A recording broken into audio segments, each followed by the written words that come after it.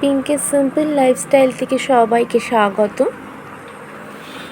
আজকে নিয়ে এলাম আর একটা নতুন ব্লগ।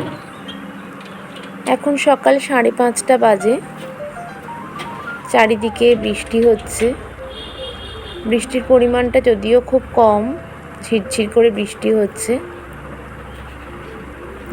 জানলাগুলো খুলে দিচ্ছি, একটু একটু রোদের ঝিলিকও আছে, খুব সামান্য। বৃষ্টিতে ভিজে সমস্ত গাছগুলো এক অপরূপ শোভার সৃষ্টি করেছে। খুব সুন্দর লাগছে চারিদিকের পরিবেশটা দেখতে। প্রতিদিনই প্রায় এই সময় উঠতে হয়, মেয়ের স্কুল থাকে বলে। আজকে মেয়ের স্কুল ছুটি, কিন্তু ঘুম ভেঙে গেছে বলে উঠে পড়লাম। সকালবেলা উঠে বাসি কাজ সেরে এই একটু গাছের ফটোগুলো তুললাম। নিয়ে এলাম চায়ের কাপ নিয়ে। চা খেতে খেতে ভাবলাম ঘরে একটা ইনডোর প্ল্যান্ট রয়েছে।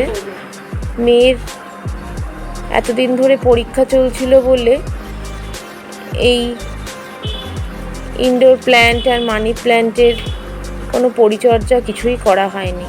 গাছগুলো যেরকম নেতিয়ে গেছে, হলুদ পাতাগুলো ফেলে ভাবলাম গাছটাকে একটু ঠিকঠাক করে সেট করে দিই। গাছের পাতাগুলো খুব নোংরা হয়েছে। গাছের পাতাগুলো আমি প্রতি সপ্তাহতেই জল দিয়ে ধুয়ে দিই। ঘরে থাকলে কি হবে, ঘরের ডাস্ট এর মধ্যেই পড়ে বাজে লাগে দেখতে। যার জন্য প্রতি সপ্তাহে পাতাগুলো একটু ধুয়ে দিলে পাতাগুলো খুব সুন্দর চকচক করে, খুব ভালো লাগে দেখতে। আমার ভালো লাগে। চা খাওয়ার আগেই এই কাজটা সেরে ফেললাম।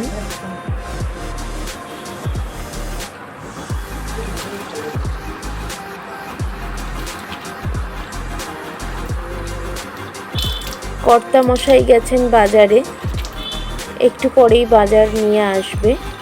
ততক্ষণে আমি কাজগুলো একটু গুছিয়ে রাখার চেষ্টা করি।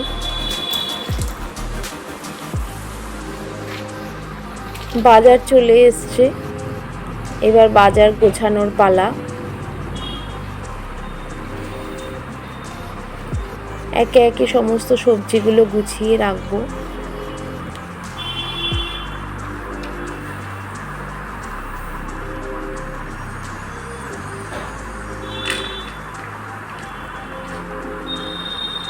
বৃষ্টিতে সমস্ত জায়গায় জল জমে যাওয়ার ফলে প্রচণ্ড দাম হয়েছে সমস্ত সবজির।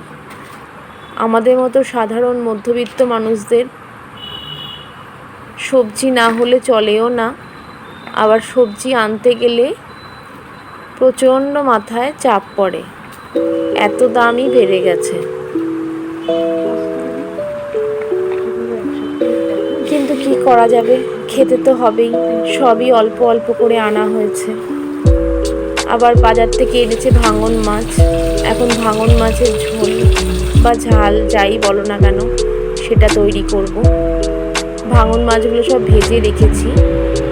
এবার কড়াইতে জিরে ফোড়ন দিয়ে পেঁয়াজ রসুন টমেটো পেস্ট করে রেখেছিলাম, ওগুলো কষিয়ে